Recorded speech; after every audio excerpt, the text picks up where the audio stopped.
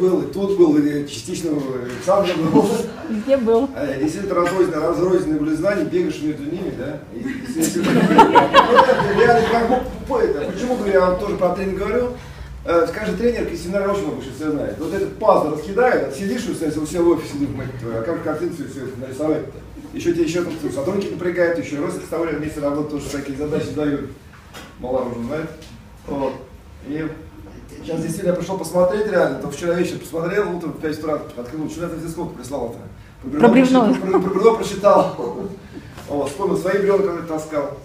И действительно сработает ваш, ребят, имидж, что вот вы втроем создаете систему, и мне интересно посмотреть, что это будет.